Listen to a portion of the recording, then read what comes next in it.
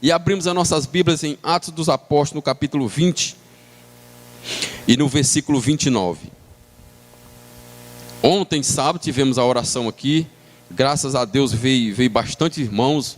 A gente orou aqui, a gente apresentou a Deus os projetos da igreja, as necessidades, e graças a Deus a gente orou e esperamos Deus agir, porque Ele tem agido. Deus não tem nos desamparado, Ele sempre está conosco, fazendo com que a sua obra vá caminhando.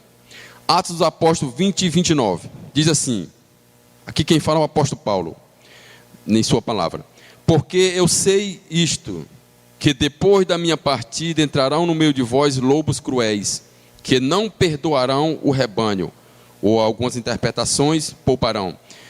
30. E que dentre vós mesmos se levantarão homens que falarão coisas perversas, para atrair os discípulos após si. Portanto, vigiai, lembrando-vos de que durante 3 anos não cessei noite e dia de admoestar com lágrimas a cada um de vós. Agora, pois, irmãos, encomendo-vos a Deus e a palavra da sua graça, e a Ele, que é poderoso para vos edificar e dar herança entre todos os santificados. De ninguém cobicei prata, nem ouro, nem o vestido.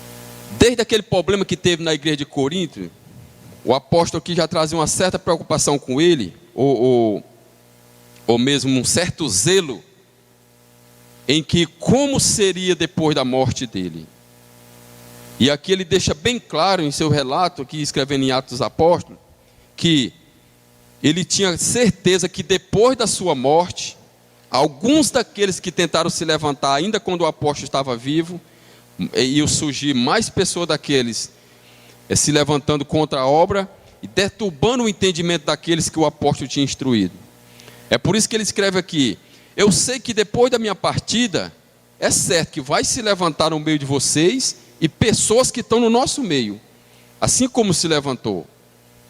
Nós sabemos que desde o tempo em que Deus levantava homens de Deus para revelar a verdade, sempre se levantou esse tipo de pessoas, deturbando o entendimento daqueles.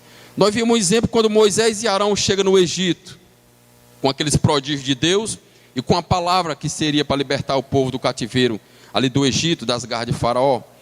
Quando Moisés e Arão chegaram falando aquelas palavras, aqueles que fazia com que as pessoas tivessem o fardo pesado ali, aqueles que tinham como maltratar o povo, diziam: aumentai-vos a carga horária desses, para que não dê ouvido a essas palavras mentirosas. Arão e Moisés com a palavra de Deus, e aqueles servos a qual afligia o povo, dizia para aumentar a carga horária, para que eles não dessem ouvido à voz de Deus por meio de Moisés e Arão. Nós vimos também que sempre que os apóstolos pregavam, os seus discípulos, alguém chamava de paloureiro, alguém dizia: mas que Deus estranho é esse que está pregando, sempre tirando o foco do entendimento daqueles que ouviram.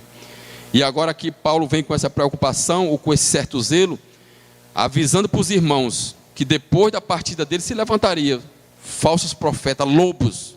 Não só falsos profetas, mas lobos. Por que ele traz essa linguagem configurativa chamando lobos? Porque o lobo ele destrói. Ele faz aqui uma configuração chamando a gente de ovelha, e aqueles que iriam os destruir como lobos, devoradores. Iam se desviar da verdade, iam se desviar da palavra que salva, iam trazer coisas que tirassem lucro de dentro da obra de Deus. Era isso que o apóstolo recomendava. E será que nós vimos isso hoje, irmãos? Será que essa palavra pode se dizer com a palavra profética que o apóstolo Paulo trouxe aqui? Porque além desses acontecimentos já vinham acontecendo no tempo do apóstolo, ainda hoje se estende. É o que nós mais vimos no dia de hoje: lobos devoradores, enganando as pessoas com palavras vãs, distorcendo o entendimento da palavra. E o que nós vemos aí é prédios esbarrotados de irmãos que não têm um entendimento. Infelizmente, irmão, não depende dessas pessoas abrir o entendimento para a verdade. O que resta por essas pessoas é nós orarmos para que Deus possa também abrir o entendimento deles, para que eles possam se libertar desses lobos. Nós vimos o exemplo disso quando Paulo chega ali em Filipe. Ali ele desceu à beira do rio, vendo por ali que tivesse um local de oração. E ali tinha várias mulheres à beira daquele rio. E Paulo prega, o apóstolo Paulo prega, e a palavra de Deus vai dizer que Deus abriu o entendimento de uma mulher, chamada Lídia, uma vendedora de púrpura. Assim também, quando nós pregamos nas praças, uma das coisas mais importantes é nós orarmos para que Deus abra o entendimento dessas pessoas. Porque se Deus não abrir, jamais eles vão entender, irmãos. Eles vão ficar segurados com a rosa ungida, com a flor ungida, participando de vale de sal, de fogueira santa, e dando até o que não tem, achando que estão certos e agradando a Deus dessa forma.